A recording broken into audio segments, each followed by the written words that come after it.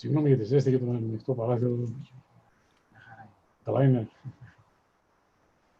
Έχω κλείσει το... δεν έχω κάνει μειώση.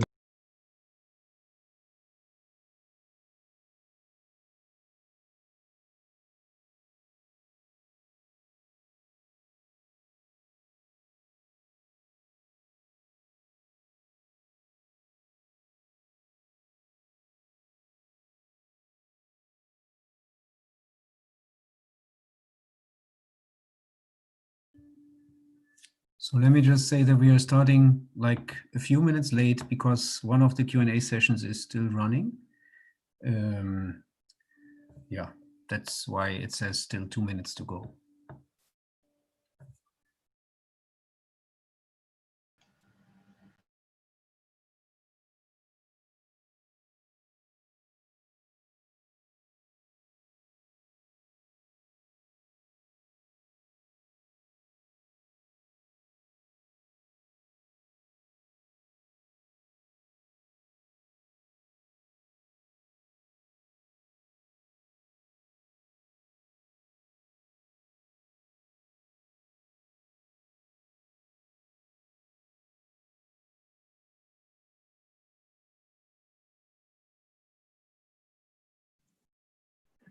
Do you keep track of attendance? How much attendance there is? Right now it's 53. We have 53 here and we have about 30 in the YouTube channel, and I expect this to grow. Yeah, But, no, I meant throughout the conference. I mean, on a typical day of the conference. we do keep track of the numbers. Yes. So what can I tell you? I can tell you numbers about the invited talks or about the individual Q&A sessions. The Q&A sessions. What's the rough number of, let's say, a typical invited talk, or sort of the sum total of sessions? So we have 6 parallel sessions, and we have in the order of 20 to 40, I think, in each session. So this gives you, let's say, yeah, the audience that is in the Q&As. And for the invited talks, I think this morning we had what was it? Was it 50 in Zoom and 75 in YouTube, something like that? Yeah. So it's comparable to a conference, or maybe kind of, yeah. Maybe a little less, yeah. At the same time, because we have free registrations, the registration count is a lot higher. But this, because it's free, it doesn't mean really that everyone or a large fraction is there, right? Yeah, and the ability to watch it out of sync. I mean, that's yes. They don't have to be physically at the. Yes, correct. Yeah, you don't have to be synchronous. Yeah. Right.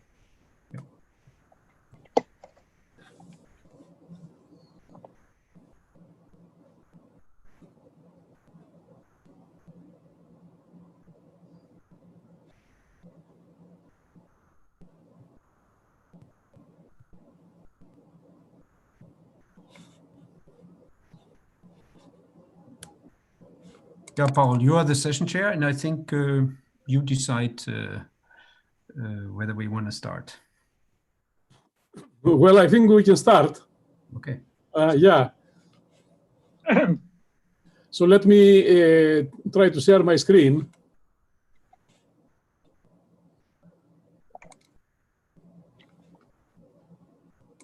Share. Can you see? Yeah. Yes. Okay, good. Okay, let's start the session the first session on the awards of ICALP and LEAKS. This session is devoted to awards of ICALP and of eatcs. The session will last a little bit more than an hour. My name is Paul Spirakis, and I'm chairing the session. And thank you all for being there. So I will start. I will go relatively quickly through the best papers and best student paper awards, and so the certificates, and then I will pass the floor to the chairs of the 2 tracks A and B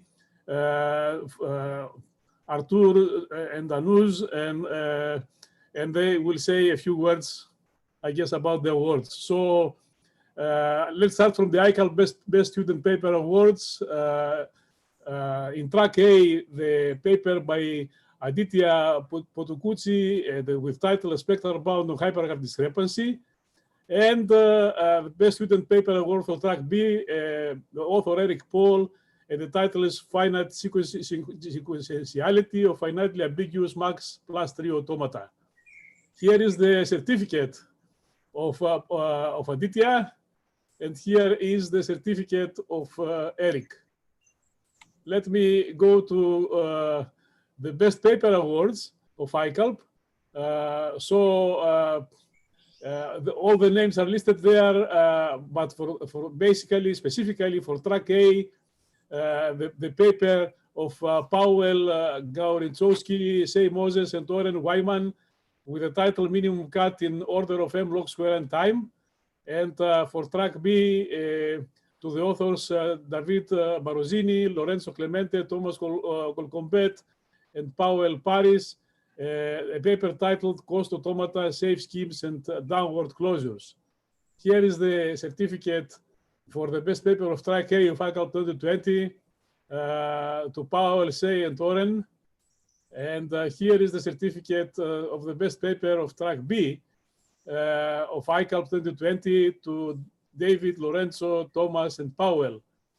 And yeah, let me stop here and let me stop sharing my screen. Well, maybe I can keep the screen and I will let I don't know, let me pass the floor to, first of all, to Artur Tsumai, PC chair of track A, and then to Anuj Davar, PC chair of track B, for them to say a few words about the best paper and best student paper awards. So, Artur, are you there? Hello? Can you hear me?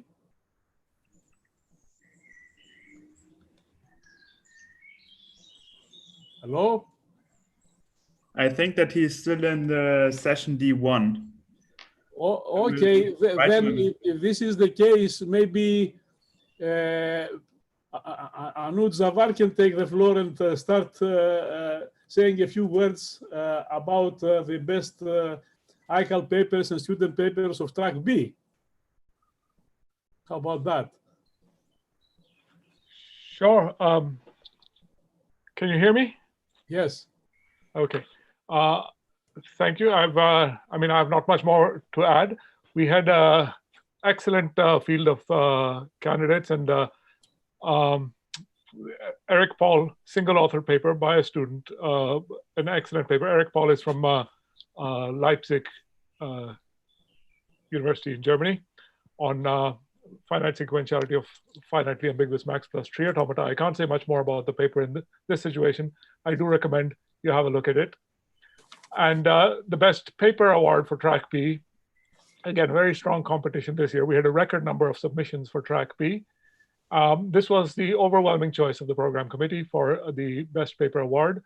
David Barozzino, Lorenzo Clemente, and Pavel Paris are all from the University of Warsaw, and Thomas Colcombe from Paris on cost automata, safe schemes, and downward closures.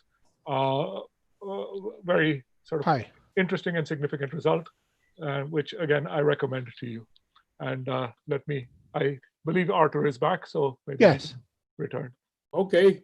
So Artur, you may say a few words about the best paper awards of and best student paper awards of track A. So for example, here is the certificate of the best student paper award of track A. You may say. So you want me to say a few words about them? Yes. Okay. Oh, I was not expecting that. Okay. Ah, oh, yeah. Good that I hear something earlier. Okay, good. So for one, it's easy. For this one, I would have to check. Okay, should I go to the best paper? So are you asking me now? No.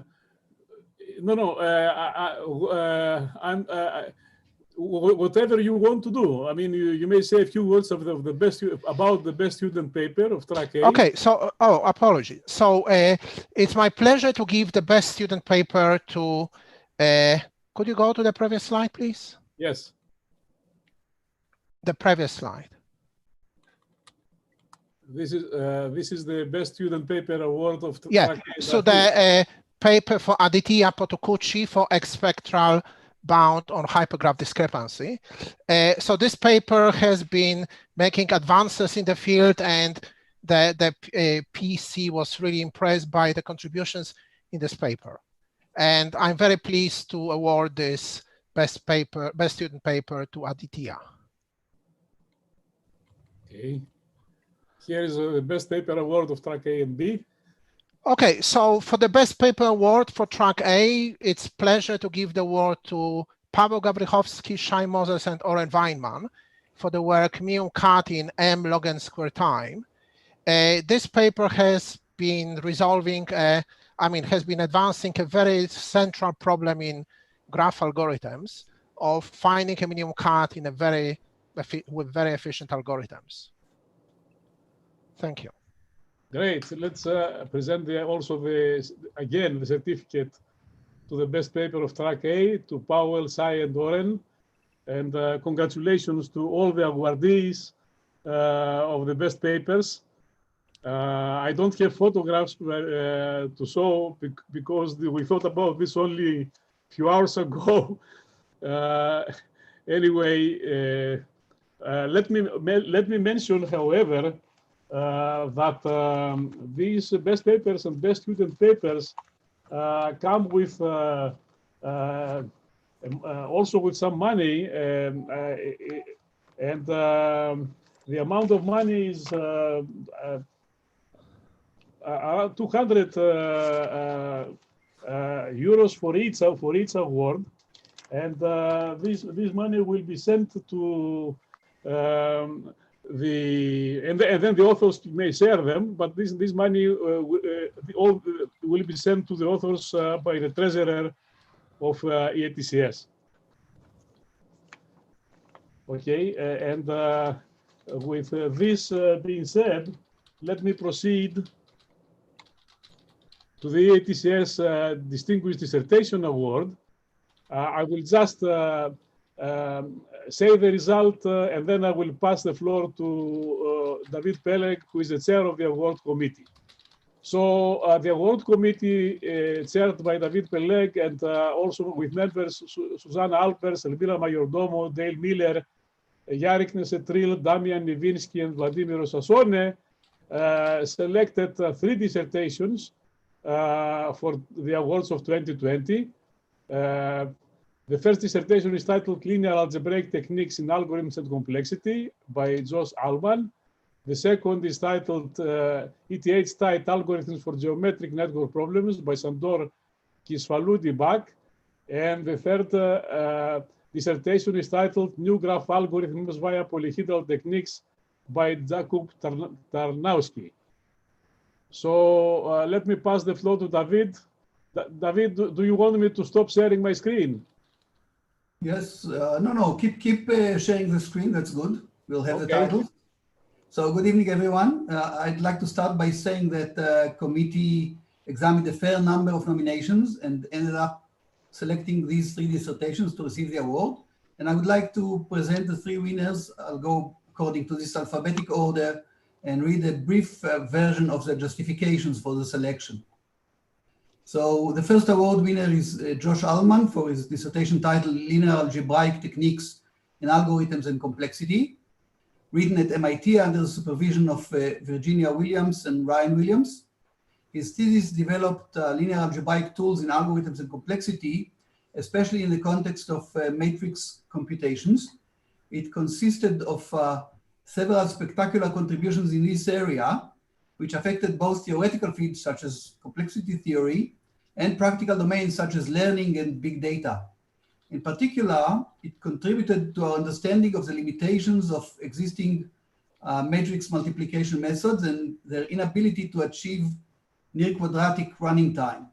The thesis also contributed significantly to the theory of rigid matrices and their explicit construction by presenting both negative results in the form of proofs for the inadequacy of certain leading candidate matrix types, and positive results in the form of new and improved deterministic constructions of rigid matrices. So congratulations, Josh.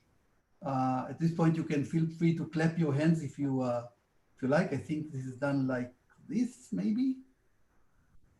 Yeah.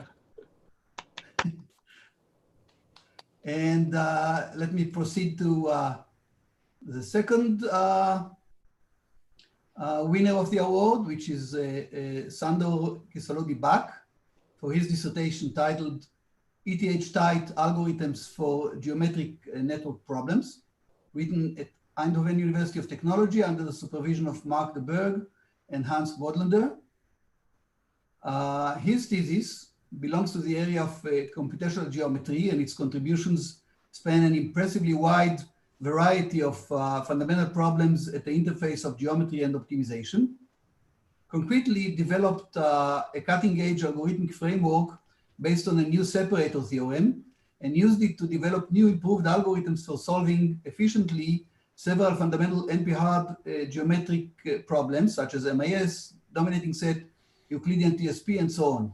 On the other hand, it provided sophisticated matching lower bounds in many cases, showing that the algorithms are best possible under the generally accepted exponential time hypothesis.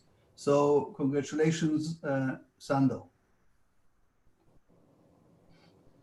And to our third award winner, who's Jakub Tarnowski, and he gets the award for his dissertation titled New Graph Algorithms via Polyhedral Techniques, written at the École Polytechnique Fédérale Lausanne under the supervision of Ola Svensson. His thesis addresses two fundamental algorithmic problems using methods related to linear programming.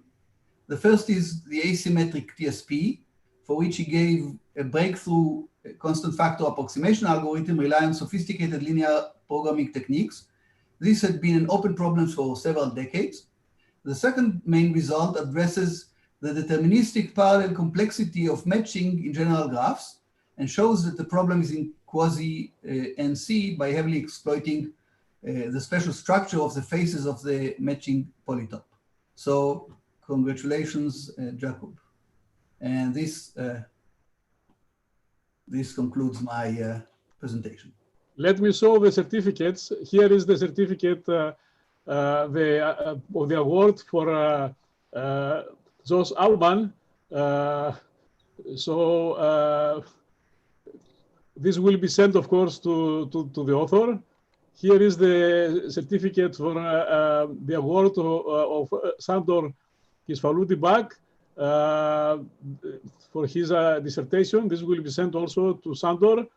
And this is the distinguished dissertation for Jakub Tarnowski, and this will be sent also to the author of the dissertation. Let me also say that these dissertation awards come with money prizes. The money prizes is 1,000 euros for each award.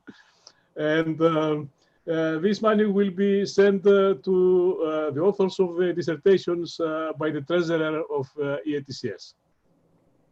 Again, congratulations to the three winners of the three distinguished dissertations.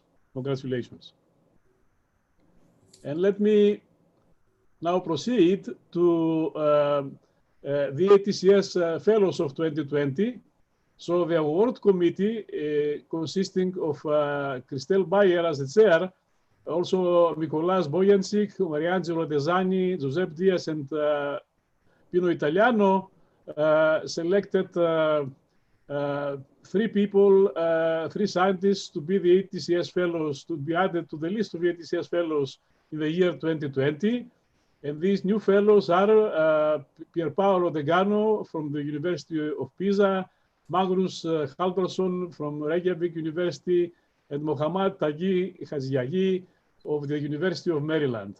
At this point, I will pass the floor to Christelle. And if Christelle wants to stop sharing my screen, that's okay. and I hope that she will say a few words about the fellows. Thank you, Paul. Please keep the slides. I prepared I'll also something, but if you have the certificates as well. I have the certificates, they just follow. Okay, and then thanks. Yeah, well, it was my pleasure to serve as the chair for this selection committee for the EATCS fellows.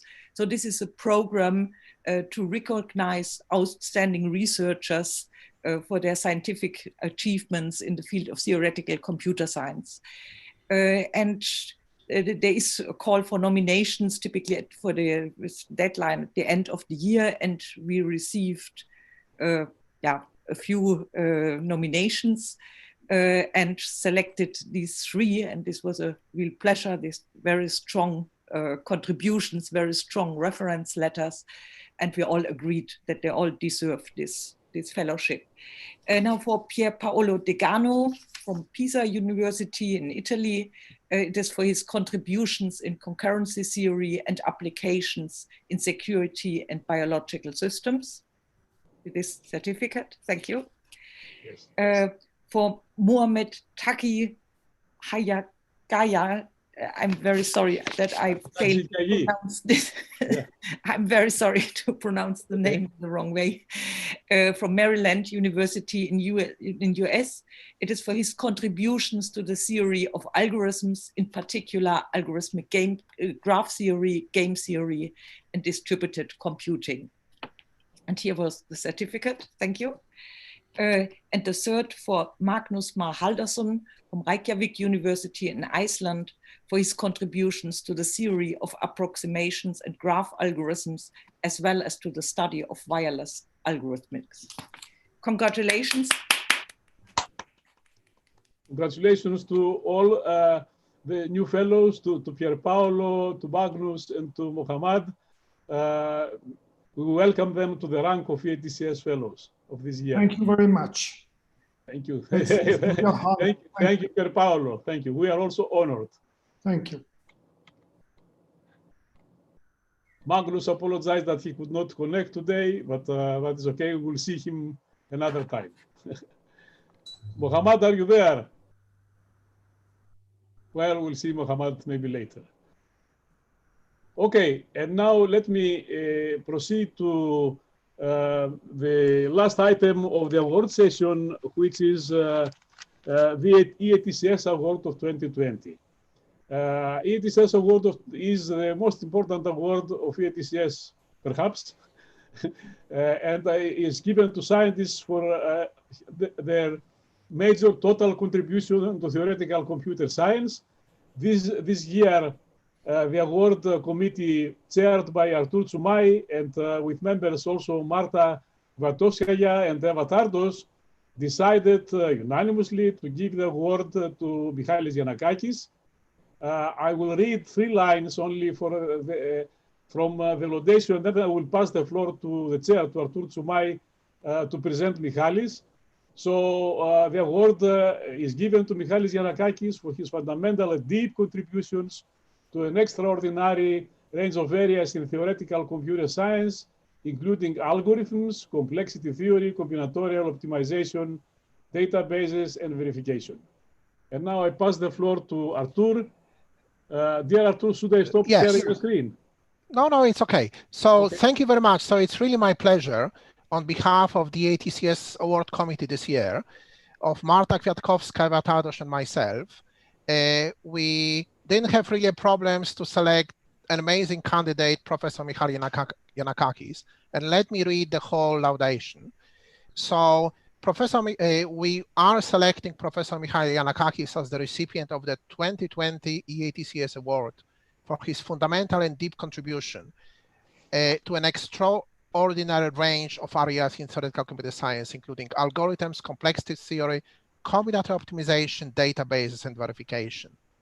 A small sampling of Giannakakis' many celebrated contributions include groundbreaking work decades ahead of its time on the power of and limitations of linear programming, symmetric extended formulation for solving combinatorial optimization problems, seminal work on hardness of approximation, introduction of max SNP class, and establishing key hardness result in the PCP theory for fundamental problems, including graph coloring and set cover.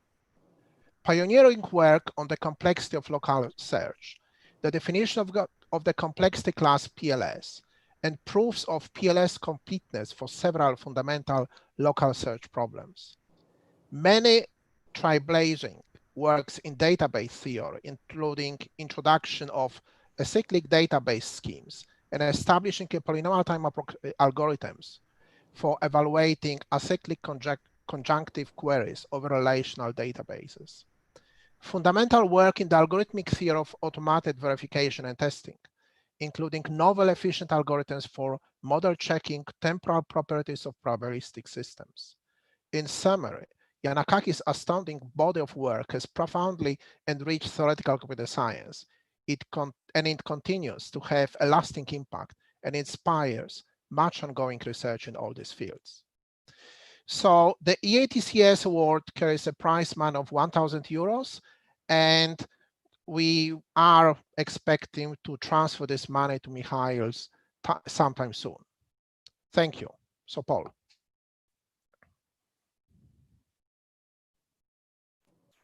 Okay. Can you hear me now? Hello? Yes, that's good. Yes. Okay. Let me first of all. Why is this not? Here it is. So let me first of all, before I pass the floor to Michalis, show the eatcs award certificate and pass this to Michalis electronically. So this is the eatcs award of 2020, which is given to Professor Michalis Yannakakis. Let me mention very briefly that Michalis was born in Athens of Greece, attended the High School of Varvakio. Then he graduated from the National Technical University of Athens in '75 in electrical engineering, and then he got his PhD in computer science from Princeton. Then he joined Bell Laboratories and then Stanford University, and from 2003 joined Columbia University, where he's still there as the Percy K. and Vida Hudson Professor of Computer Science. And without further ado, I will pass the floor to Michalis for him to speak to us about his work. So I guess I stop sharing.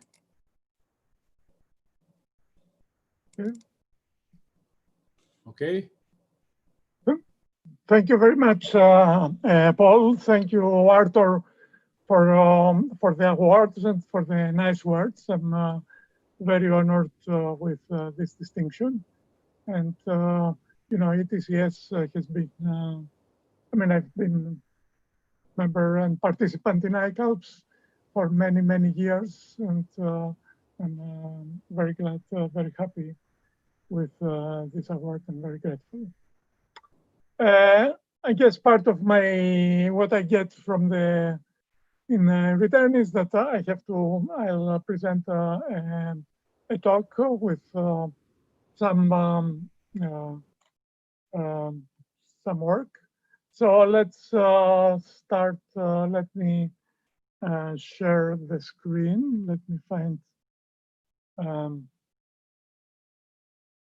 Let's see. Okay.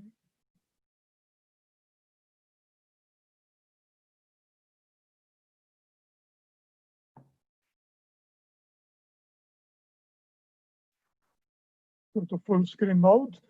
Okay, is this visible? Yes, we can see it. Yeah, good. Yeah.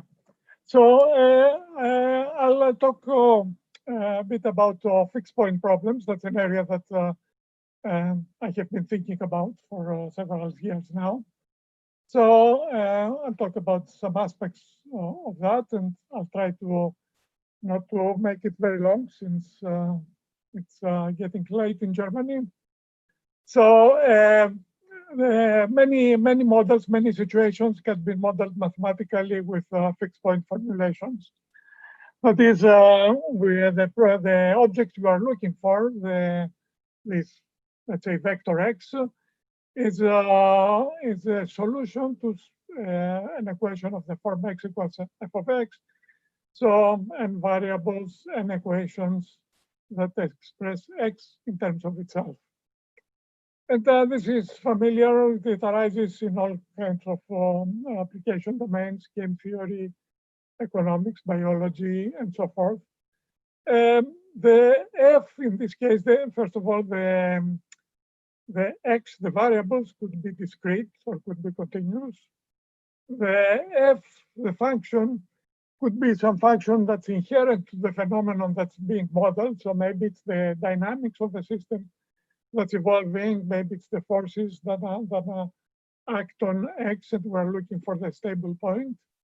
Or it could be a totally artificial function that it so happens that the solutions of this equation happens to be the objects that we are looking for. And this kind of equations we get, for example, in a process involving interaction between different agents. So, for example, the components of x may say what value do I want to have depending on what the other people are doing. So that's the f, and how do I want to change?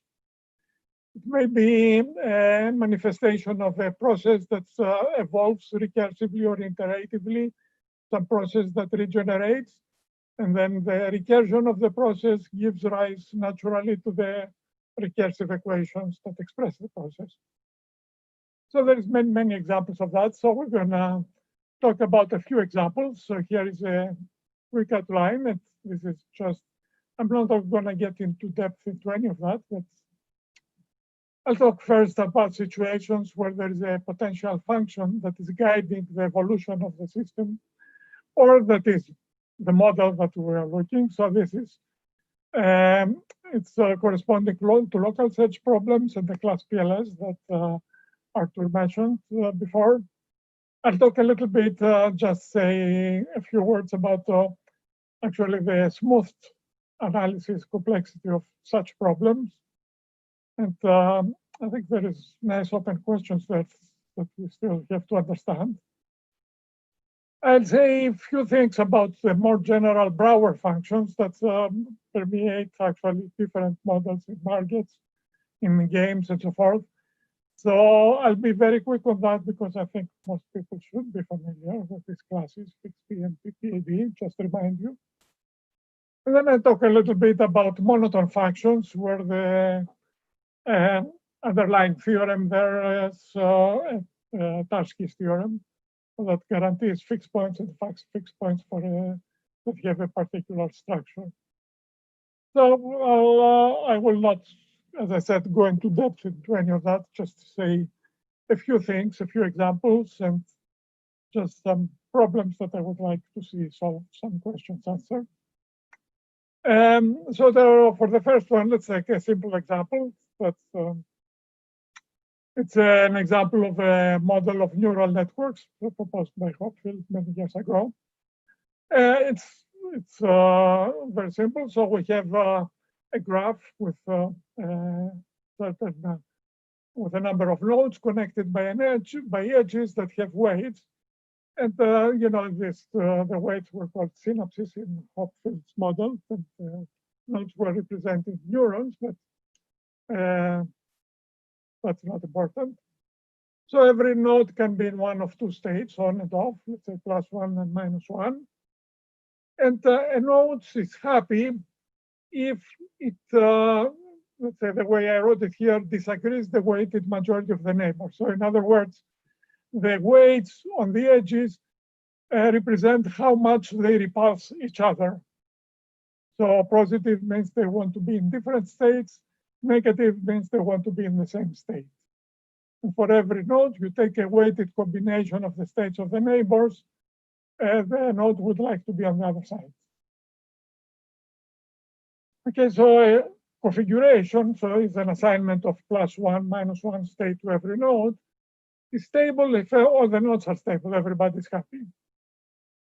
So the first question is existence. Is there a stable configuration? And it's a theorem, Hopfield showed, that in fact, all networks, undirected networks, no matter the weight, have one or more stable configurations. So, and now second is, suppose that you leave a network like that, it's like a distributed network, and nodes spontaneously, asynchronously move to make themselves happy. So at any one given moment, one node looks around and says if it's not happy, if it's unstable, it flips its state, and then of course it becomes then stable, happy. Of course, as a result, some of the neighbors now may become unstable. So this may propagate and go on for a long time. So in this case, this sort of dynamics describes a function. This function f is really the dynamics of this evolution. That says that from a configuration, if everybody is happy, is stable, then nothing changes. On the other hand, if there is an unstable node, the node wakes up, then he flips the state, and we get a new state f of x. So stable configurations are really now, just by definition of this f, exactly the fixed points of this function. And so that's, we know there are stable configurations, there are fixed points, but will these dynamics converge to them? Or will we go on randomly all around? And again, it's a theorem that this dynamics, asynchronous dynamics, does reach indeed eventually a stable configuration in finite amount of time. And that is regardless of which unstable node is flipped in every step. So at every step, maybe there are several unstable nodes, one of them changes. It doesn't matter which one, this is going to converge. So both of these theorems have the same underlying reason. The reason is that there is a potential function under it. So there is a function of the configuration which guides the search, this evolution in a specific direction.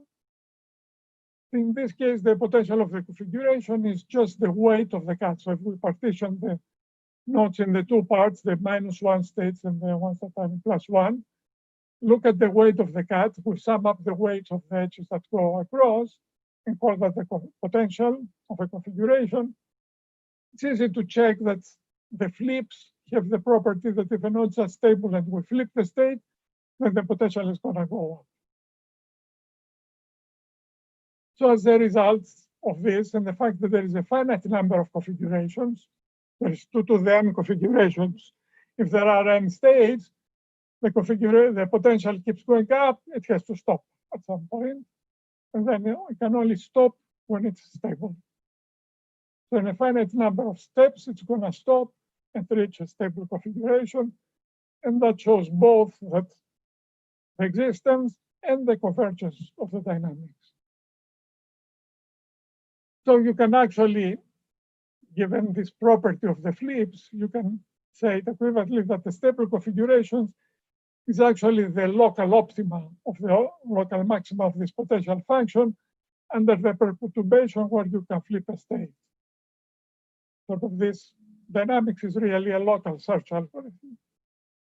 Local search, of course, is familiar from optimization. In many combinatorial optimization problems, especially hard optimization problems, the kind of standard method is try local search. If you don't know how to solve the problem, you define some kind of perturbation, some kind of neighborhood, and try local search. That's a general sort of methodology. May give you good solutions or may not, but usually works pretty well.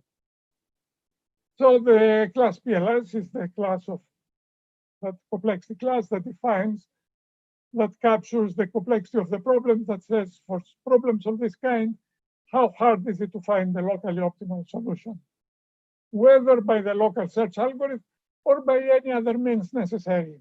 Maybe if your local search is slow, and maybe you can come up with a more clever method, that's perfectly good.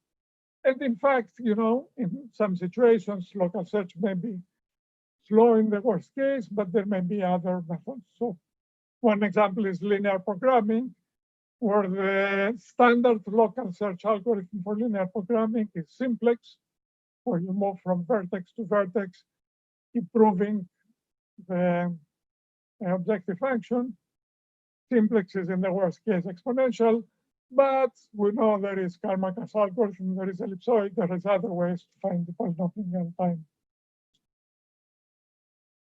So for this problem, for this stable network problem, and many other problems like TSP with some kind of changes, maximum satisfiability with flipping, graph partitioning problems, these turn out to be all PLS complete, all equally difficult.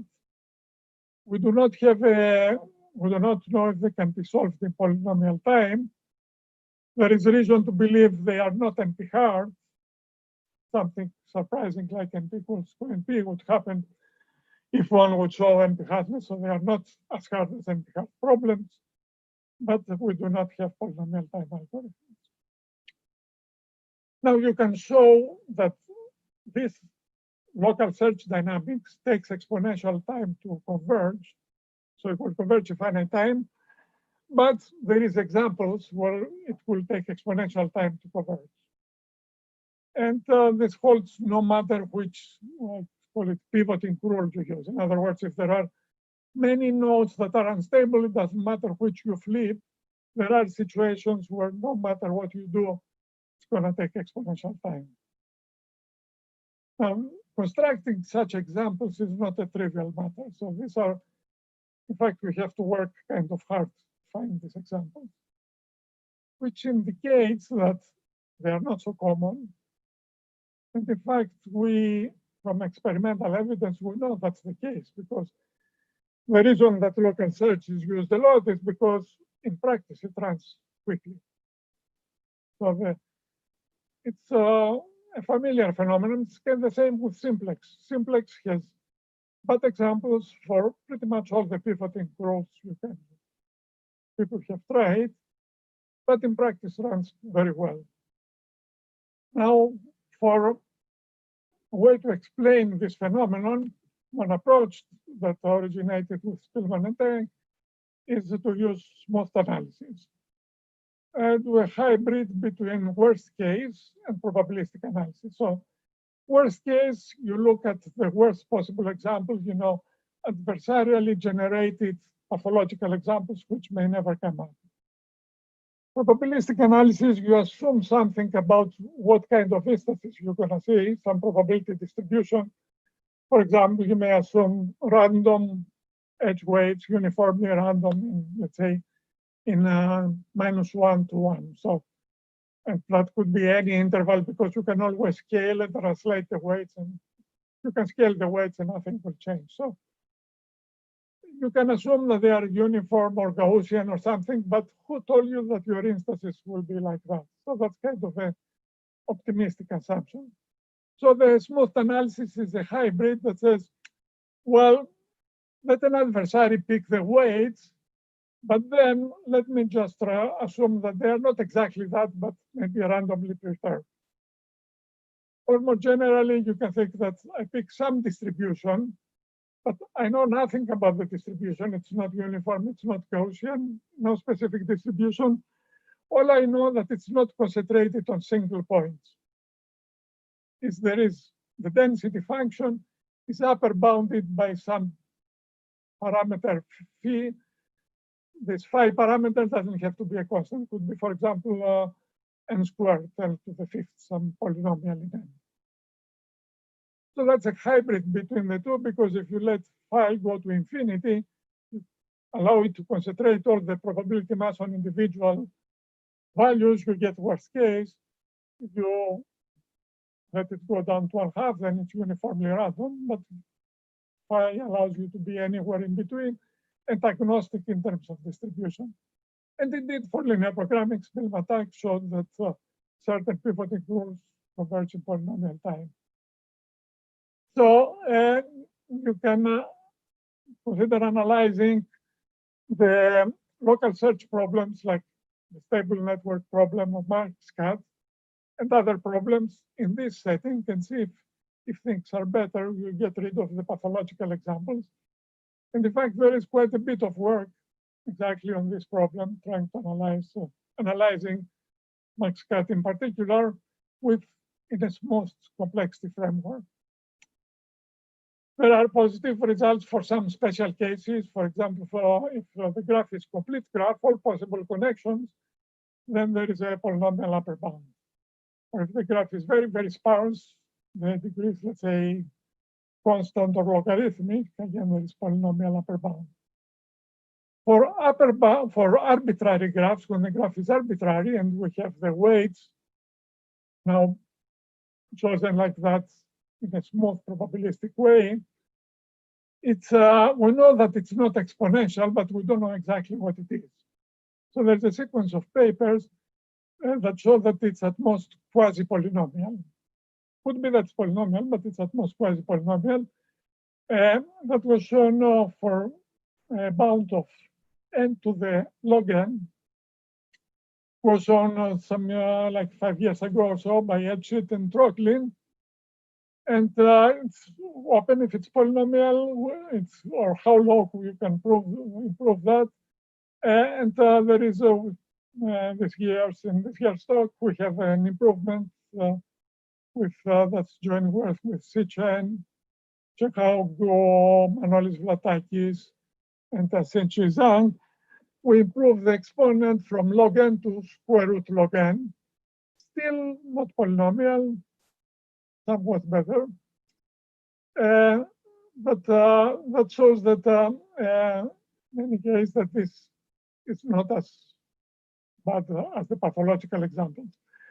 Now, I don't have time to go into how you do this and what is what's going on, but I want to just give a little bit of an idea of how does the smooth assumption help you.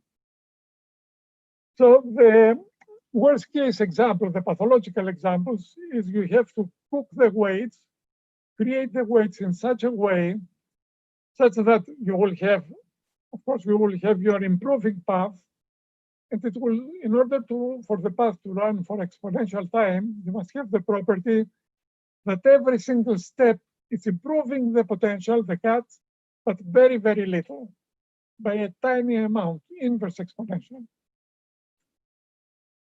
When you don't have concentrated weights, but you have the probabilistic, even just a little bit probabilistic, you have the property that if you look at a single move, a single flip, what does a single flip do? You take a node, flip its state, that means you gain some edges and lose some edges. So the weight, the difference you get in the weight and the potential, the change, it has to be positive if the flip is favorable. It's going to be the sum, and it's a linear combination of the weights of random variables. And then the probability that a linear combination is going to be very small, if the density is bounded, the probability is going to be bounded. In order to be very small, the probability is going to be very small. So every individual flip has very small probability that it will make small improvement. The problem is that when you have a sequence of flips, the sequence, they are very dependent. They are not independent. So you cannot just multiply the probabilities. And the whole game is to try to struggle with this dependence and try to find enough there, essentially linear independence between the changes in this potential, so that you can prove the bound. And the best we have been able to do so far is up to that slightly super polynomial bound. But it's a challenging problem to do better. I should say that this result applies not just to the stable network problem and max cut. It applies the same analysis applies to all binary max constraint satisfaction problems. In a sense, this max cut, you can view this as a binary max constraint satisfaction problem, where basically the constraint is that for every edge, you would like the nodes to go on opposite sides. So every edge is a constraint that says I would like this to be opposite states. The constraints have weights and are binary in that they connect two states, 2 nodes. And more generally, you can have more general constraints, and the same thing applies. For example, it applies to max 2 sets, where you have clauses that are weighted, and you flip. You can flip the values of variables. You want to find an assignment that does not improve by flipping a variable. This doing the flip, it's gonna be quasi-polynomial time. Open problems that I would like to see solved is to prove polynomial bounds for all of this. For stable network problem, max-cut, all this binary TSP, this has to be polynomial, factor over the polynomial. More generally, prove the same for arbitrary constraints with any arity and with any domains, not necessarily 2-valued domains. The size of the domain is really not a big problem. The size of the arity of the constraints is a problem. So for example, even for max 3 SAT, we do not have any sub-exponential bounds for the smooth complexity. We expect that actually it should be polynomial, but that's actually something that we're thinking about. So that's, I think, wide, very open area to understand why is local search fast in practice. Steepest descent or other, in fact, local search flips work quickly. Now, this stable network problem, you can view it as a game also. It's usually called the party affiliation game, where you have every node is really an agent, has 2 possible strategies to be on or off, and the utility function is simply his high if it's stable, low if it's not stable. And stable configurations are exactly Nash equilibria. It's assignment of strategies where nobody can be improved by switching their strategy by themselves. And in general games, of course, you can have any number of strategies, could be a finite or an infinite set of strategies. It's a finite set of strategies for now. And utility function could be very complicated. There is not all games have pure Nash equilibrium, and there's a class of games that have pure Nash equilibria that follow this potential function argument, and PLS is the class that describes them. But of course, in general, they may not have pure Nash equilibria, but they always have mixed Nash equilibria. Where mixed Nash equilibria is every player can mix their pure strategies, play the different strategies with different probabilities. So in this case, really the solution vector, a vector X that describes a configuration is a vector that says how much probability every player assigns to every strategy. And Nash equilibrium is one where a player cannot improve the expected payoff by changing the strategy unilaterally. And Nash's theorem is that every finite game has such an equilibrium. And the way it's proved is that's a classical application of fixed point theorem, the Brouwer fixed point theorem that says that every continuous function from a compact body to itself has a fixed point. And the proof in this case is to define a function f, which has the property that the fixed points are exactly the Nash equilibrium. And the function f, forget the formula, is a simple algebraic formula that basically looks at a configuration at a vector x, and every player adjusts their probability of the strategies to favor strategies that increase the utility. So it's an adjustment scheme to the probabilities to favor strategies that increase utility. Of course, the only stable points, the only fixed points, is the ones where there is no way to increase expected utility. Now, in this case, this F, unlike the previous case, does not mean that if you apply the dynamics of this F, you take a configuration, apply this F, and keep doing it, it's ever going to converge to an equilibrium. So the convergence theorem doesn't hold. What holds, though, is that the fixed point, the existence theorem holds that the fixed points of this F are the equilibrium. So in this case, this F is just a tool for existence. It's not meant really to describe dynamics that's going to converge. Similar situation for all, the equilibrium in markets. The same, a simple exchange model by Arrow-Debré has traders come in with their commodities, their supplies. They have their own preferences, their own utilities of what they would like to get. So they sell their supplies, get the money according to the prices that are prevailing in the market, and then buy the commodities that they prefer to maximize their utility. And of course, you would like to have equilibrium prices such that the supply is what comes in the market is what goes out, is equal to demand.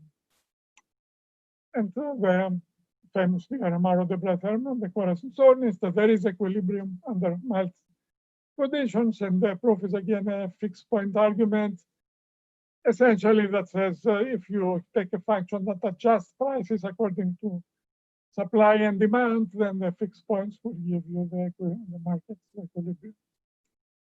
Now, in these cases, these functions are in general algebraic functions, nonlinear. Equilibria are in general irrational. So, general setting, you cannot actually get the actual values.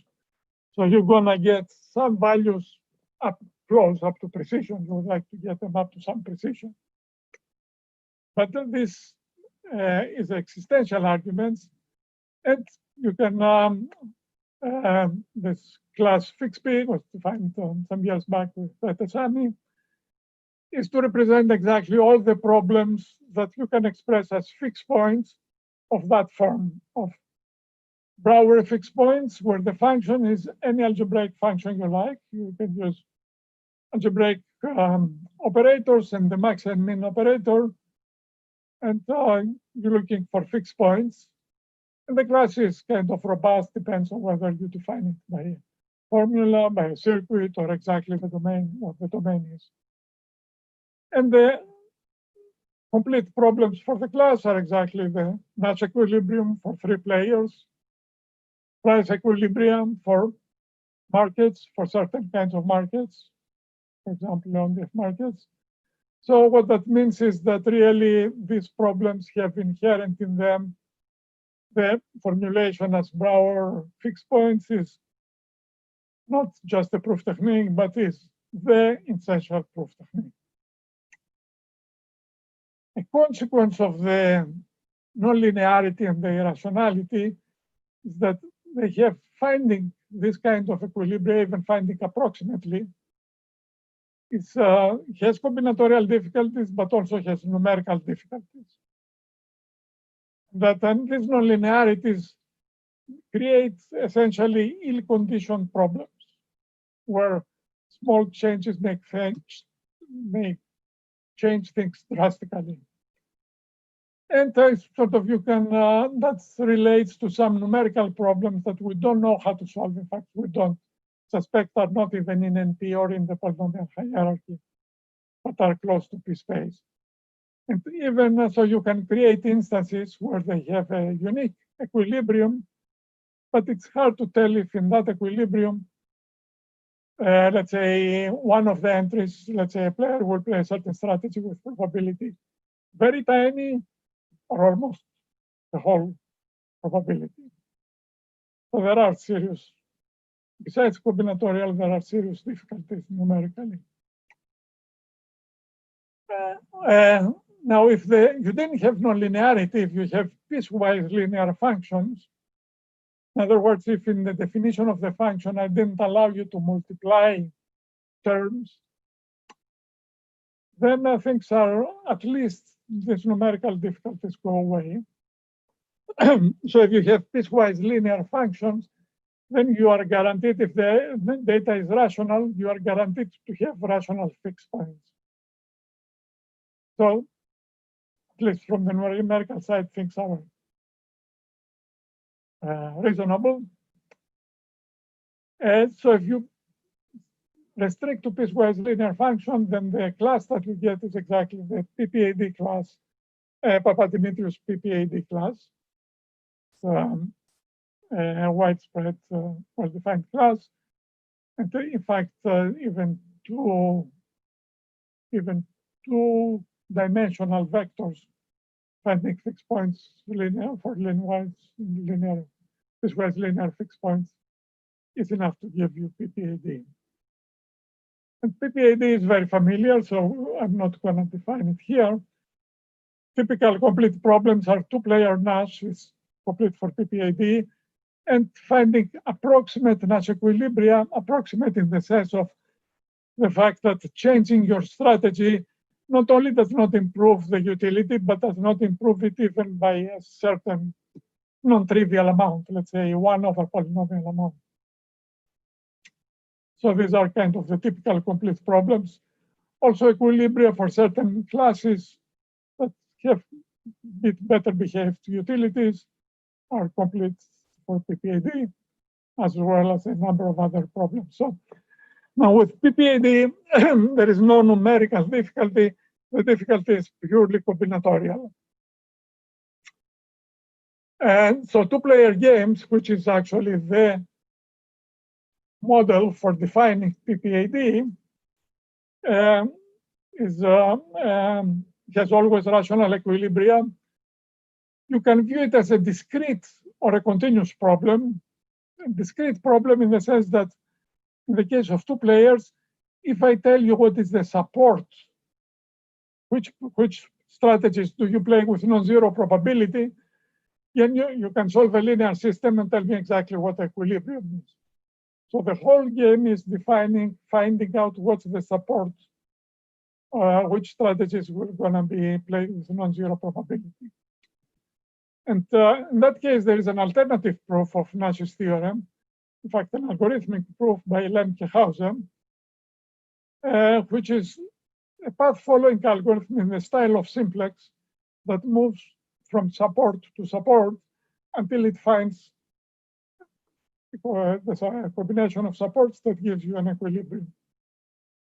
That's very reminiscent of simplex, and it's in fact the definition of PPAD kind of follows the graph of moves that Lemke-Hausen makes. Now, like simplex, there are bad examples for Lemke-Hausen from Stegel and Savani. There are exponential examples. There are situations that it's going to take a long time. But again, you have to work hard here. I mean, this is a non-trivial paper. You have to work hard to find such examples. So talking about smooth complexity, so a natural question is, okay, linear programming, smooth complexity is low. Linear local search is, we expect that it's polynomial about Lemke-Hausen. So that's actually a good open problem. Presumably, it is exponential, but sort of started thinking about it, it's not an easy problem to solve. So that's another question I would like to solve, to see somebody solve. This has the property, in fact, that Lemke-Hausen has the property that if smooth complexity happens to be polynomial, then in fact PPAD would be equal to P, because of the fact that this PPAD is complete not only for exacta but also for approximate with 1 over poly approximation. So if actually smooth complexity were polynomial, then that would imply PPAD is in P, so which kind of makes you suspect that it's not. So it would be nice to prove an exponential analysis here. So here is a picture of actually how these classes fit with each other. Another thing actually I would like to see some more is kind of improve PPADs. We have several things, problems that we have. PLS, I think we know how to prove things complete by now. PPAD, we have several good proofs for several problems. There are actually other problems that we are having difficulty. Fixed P, we are having lots of difficulty proving completeness. So I said some completeness for Nash equilibria and markets, for certain types of markets. But the tool set for proving completeness is still remains to be developed. So there is several other problems unrelated where the right class, you have nonlinearity, you have irrationality, the right class seems to be fixed P, but it seems very difficult to prove it. So that would be nice to improve the tools in there. So finally, let me say a few words about monotone functions. Don't want to go very far. So this is another type of domain that comes very, very, very often, another kind of class of functions. So a monotone function means that if you have two solution vectors x and y, two vectors x and y, and one dominates the other in all the components, then their images also dominate each other. So it's some component-wise dominance. So if the function f is monotone, so there is another theorem at play besides Brouwer. Tarski's theorem is the fundamental theorem that guarantees fixed points. In fact, it guarantees a whole lattice of fixed points. So there is a least fixed point, a fixed point that is least in every coordinate. There is a greatest fixed point, greatest in every coordinate. And if there are fixed points in between, they actually form a complete lattice. There's a whole bunch of problems. In fact, monotone functions, fixed points of monotone functions come all over the place.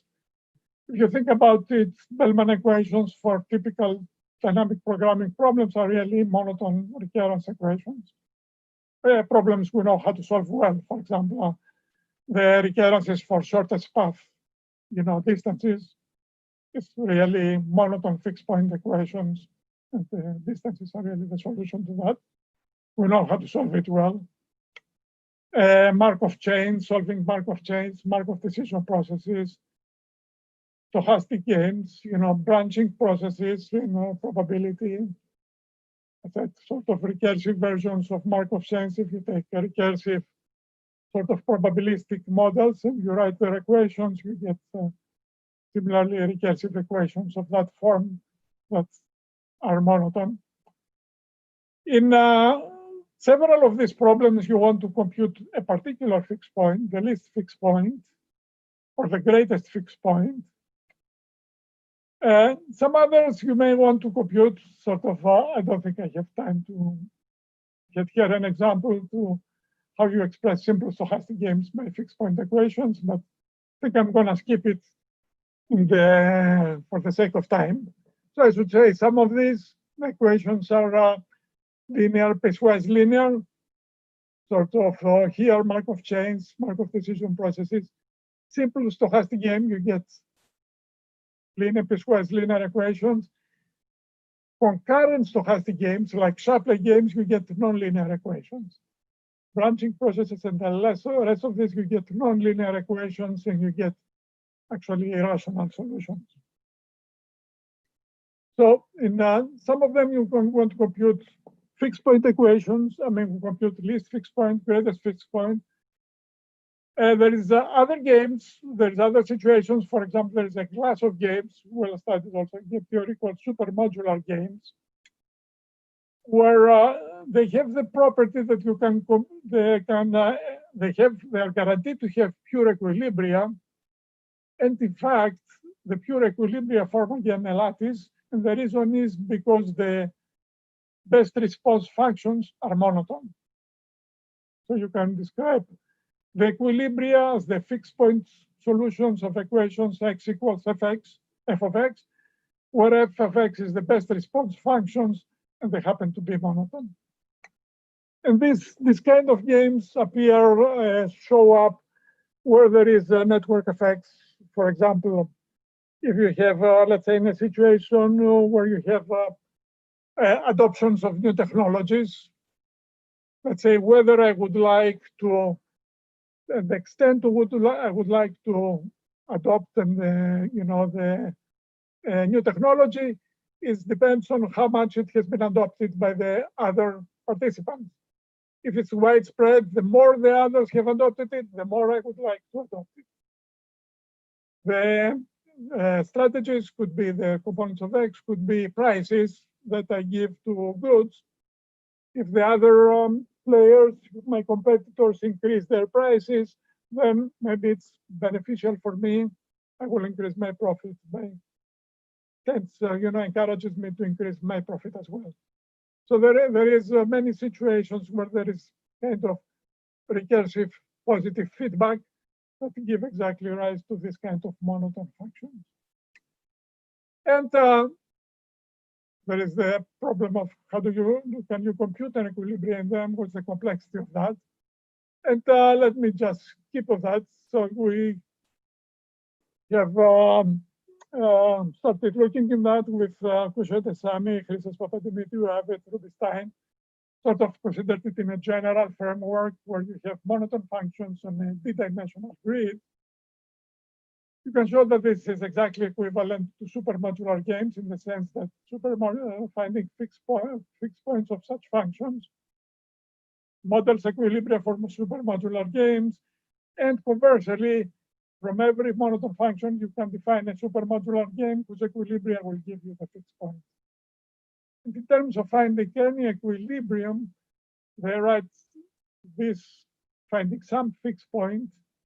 The class is PLS intersects PPAD. So these fixed points are in the intersection.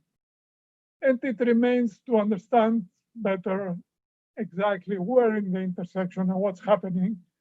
This intersection between PLS and PPAD is actually very interesting. Contains simple stochastic games and a number of other problems. There's a number of classes, several classes, subclasses that have been defined. Continuous local search, that's unique kind of potential line. Was in last year's ICALP.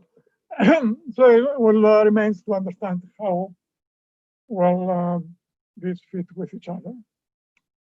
So just to skip to the end, sort of this was a quick bird's eye view of a whole range of fixed point problems. They crop up everywhere, lots of places.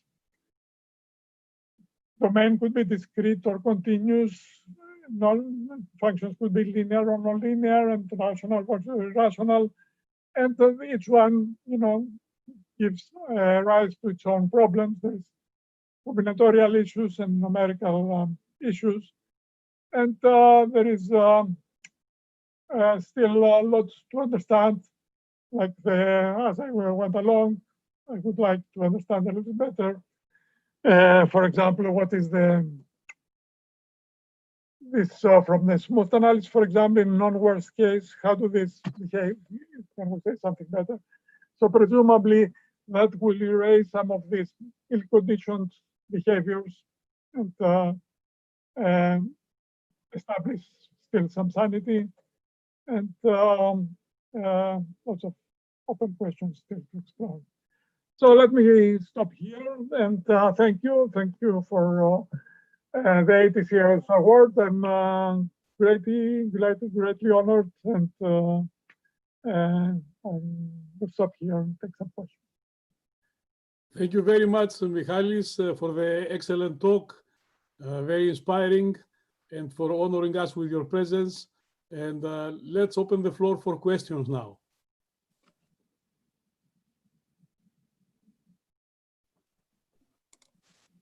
So maybe I could ask a question.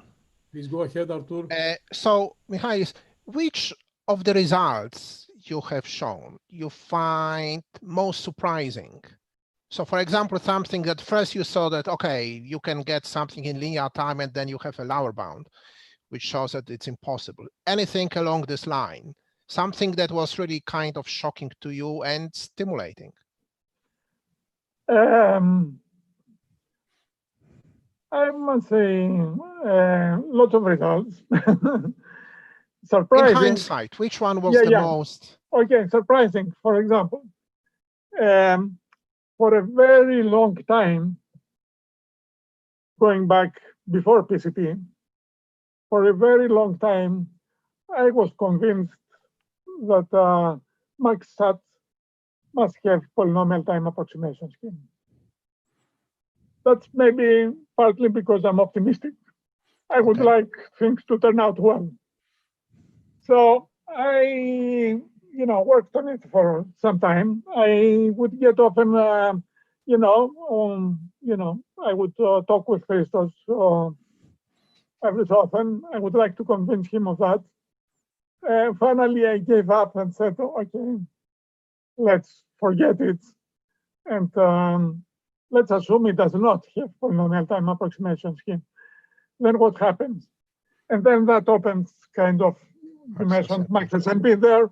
Then that opened sort of very quickly, figure out that all these other problems then that we knew, we expected we will not be able to solve, like click and so forth, then would become difficult. So that was, so that's, again, that says two things. One thing is, don't work on just one side, always work on the other side also. And you may be surprised, and that's it's good to do that. Excellent example. Thank you. Any other question? Michalis, yeah? Hi, hi, Michalis. Hi, hi, how are you? So I wanted to ask about these the stable network configuration, the Hopfield net, the problem that you talked about in the smooth context, and you said there's quasi-polynomial time algorithms for it. So I'm not sure whether you mentioned it, but if you take uniform edge weights between -1 and 1, is that then polynomial time? So does the for arbitrary graphs, I do not know that. So you don't even know polynomial time for uniform edge weights for so I do not know that, but I'm not certain. Yeah. So, but I do not know it for a fact. Yeah. Okay. But yeah, it's. I'm not sure. Right. Yeah. So is the upper bound that you're getting for smooth complexity also the best upper bound for the uniform random case?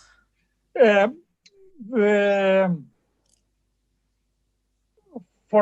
the dynamics of the flip algorithm, as far as I know, I mean, maybe there is something that I don't know, but as far as I know, yes. Yeah. Okay. So I should say, by the way, also the same thing with the Lemke-Haas. It's a good question also for the, I mean, we thought a little bit about the smooth, we thought a little bit about the random also. I don't know about the randomizer either over there. So I would be interested to analyze it. Thanks. Any other question? I don't see any name in the chat, maybe, and I cannot see the raised hands in the participants. So please speak if you have a question.